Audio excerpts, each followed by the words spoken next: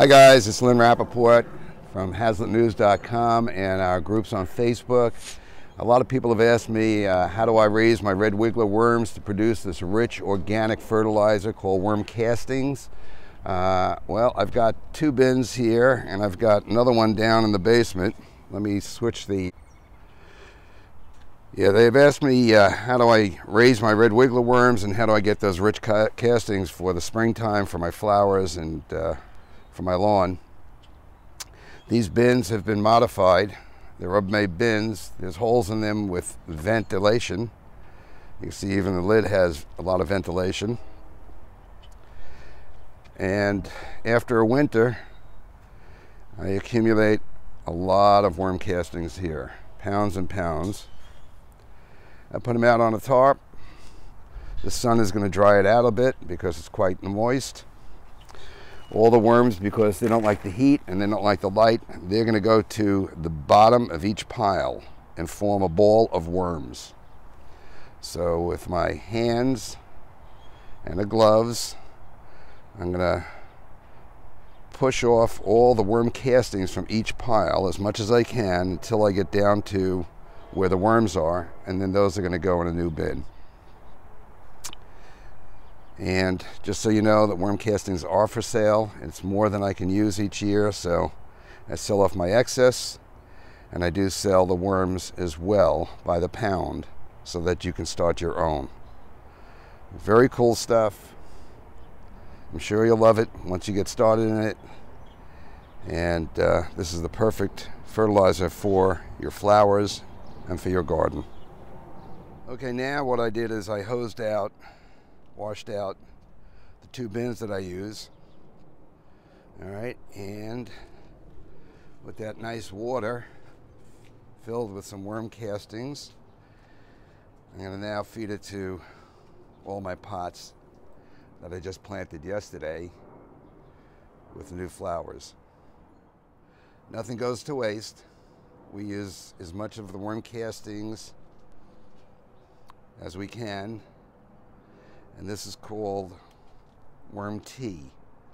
And you can make that yourself. And there's instructions on our website on how to do that as well. Okay, so here comes the fun part of what I do with the worms. All right, we've made piles. They're drying out in the sun. And as I told you, all the worms are going to huddle into the bottom in the middle. So it's going to make it a little bit easier. And I'm going to brush off as much as the worm castings from each pile as I can, and then put them in a container. So here you can see I started the process already. This big batch here is pretty much cleaned of worms. I've been brushing it off from piles like this one. And in this bucket right here, you pretty much have solid worms now.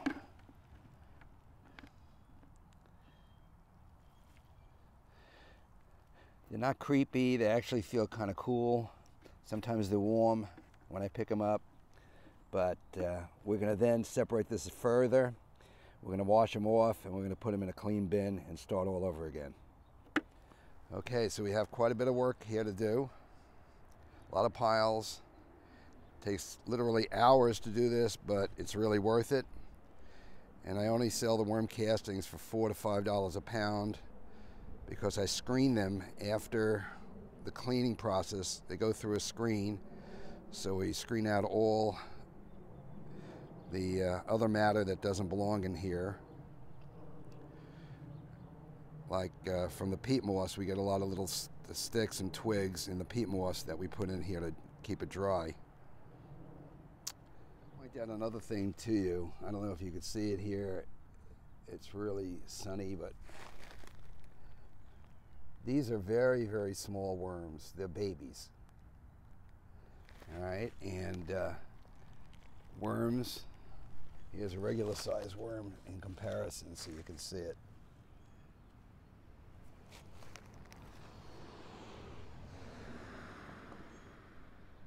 So now you can see the tiny little worms.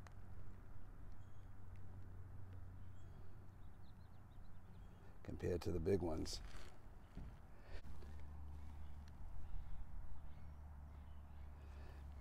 We're going to go through this pile. We're going to take some off the top here, some off the sides, because the worms are going to go to the bottom. They don't like the sun, they don't like the heat. So we're going to go in here and grab from the bottom here. Wow.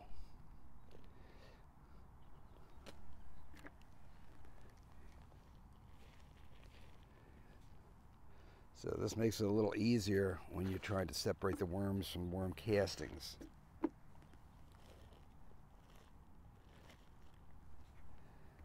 right, now we're going to push this back together again, and they're going to go back to the bottom again, and we'll pull out a big pile.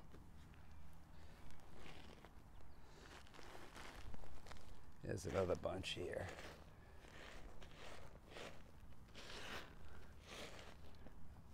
Oh yeah.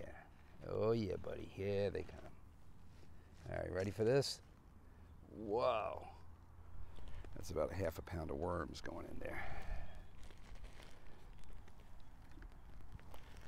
And then I want to go through this process again with the worms that I just picked up and put these out and try to sort a little bit more. And then finally they're going to go into a colander, and I'm going to wash it so that all the worm castings go into a bucket of water. And then I'm going to use that as a liquid fertilizer, so nothing goes to waste. Even after we wash off the worms, we're going to use that water with the castings in it for fertilizer. And then we're going to clean up the bins and start all over again. Okay, so now I've basically pulled out all the worms, even the baby worms, the tiny little baby worms. So this takes a lot of time, working on this for hours already. All right, and now it's all spread out, so it can start to dry out a little bit because it was pretty moist. And then after that, what we're going to do is we're going to screen this in a screen over a wheelbarrow and clean that out. And in this bucket here, all right, is basically all the worms. All the worms from the 2 bins. And I'm going to pour it into this larger one so you can see on the bottom how much is involved here. Let's see if I can do this with one hand. It's pretty heavy. This is probably about 4 or 5 pounds of worms.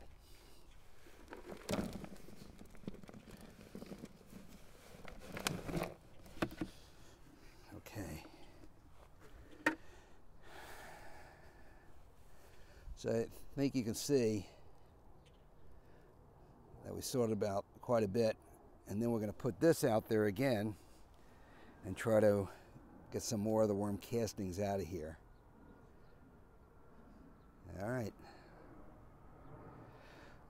So when you pay $4 to $5 a pound for worm castings, it's not just for the castings, it's not just for feeding the worms all year round to get all this. It's all the labor that's involved in the separation process and the screening process. So now you understand why it goes for such a premium. And what I do is I dry it out enough so that you're not paying for the water. We don't want it to be too dry, we want it to be nice and moist, but not wet. Okay, the next step in the process is preparing the bins while we're waiting for the other stuff to dry out a little bit more. And what I've done is I shredded newspapers and I hosed them down. I wet them all down.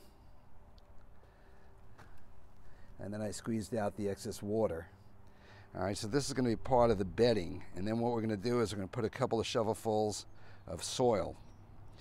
All right, the worms need the sand or the grit, the soil, to digest their food. Almost like a lot of other animals, they also need that, and it helps them break down the food that we're going to feed them. All the stuff that I feed the worms are basically fruit and vegetable matter other than anything that's citrus, anything that has acid, pineapples, oranges. You don't want to use that. But other than that, you can use pretty much anything. When I run out of scraps, what I do is I buy a 5-pound bag of potatoes for $1, $1.50. and I just use potatoes. All right, so it's banana skins and potatoes and cantaloupe rind and pumpkin and, you know, all the leftovers. All vegetable and fruit matter other than acid. No dairy products, obviously. No meats. All right, so you can see that out of 2 bins, you really don't get a whole lot of worm castings, and it's hours of work going through this stuff and then screening it over the wheelbarrow, and that's why it's so expensive. But it is the best organic fertilizer you can buy, and you don't need a whole lot. You know, I only put like a small handful when I plant my plants in my vegetable garden. So if I'm going to put my pepper plants in or tomato plants in, I'll dig a hole, I'll put a handful of worm castings in there, then the plant, and then just close it up.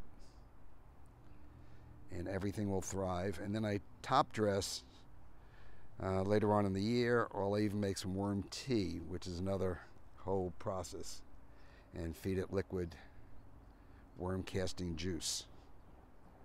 All right, okay, so we have our bins ready. We have some soil in there. We have some squeezed out shredded newspaper.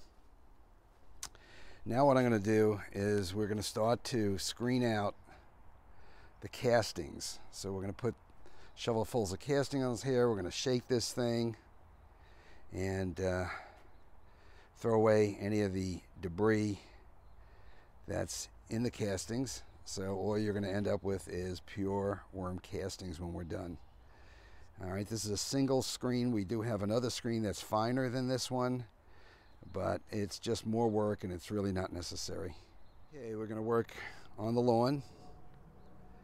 By the way, all these little clumps you see on my lawn is because I had John McAvoy come over and aerate the lawn.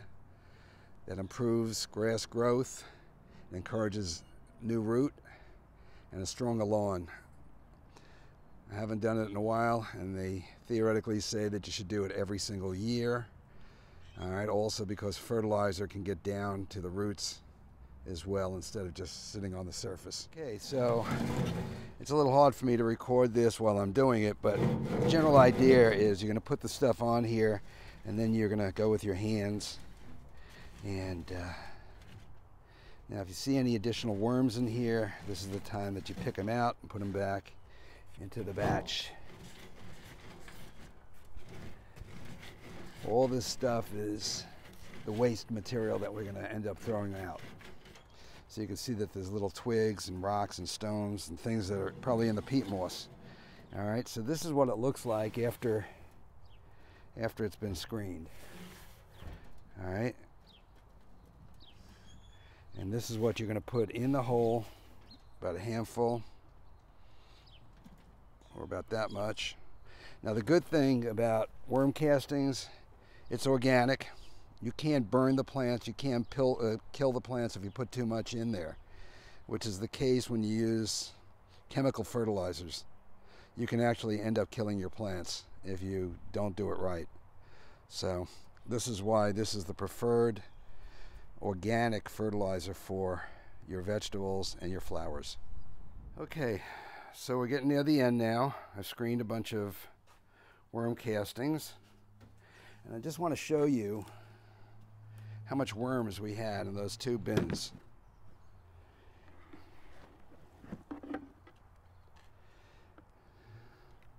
This is solid worms, guys.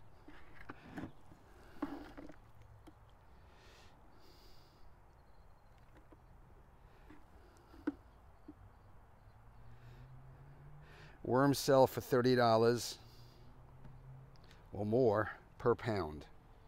So you can see that not only do you gain all the worm castings, which goes for $4 to $5 a pound, but the worms reproduce so fast that you can sell a pound of worms for 30 bucks. Okay, so I wanted to show you a close-up. These are actually very small baby worms. And to give you an idea of scale, here's my thumb. So you can see how tiny these are. So the good thing about doing what I do, I guess, is that if you love gardening and you want to have great plants and great flowers and a great lawn, then you might want to consider vermiculture. So if you want to have a great lawn, great flowers, then by all means buy some of our worm castings, but certainly some of our worms, so that you can produce this rich black organic fertilizer.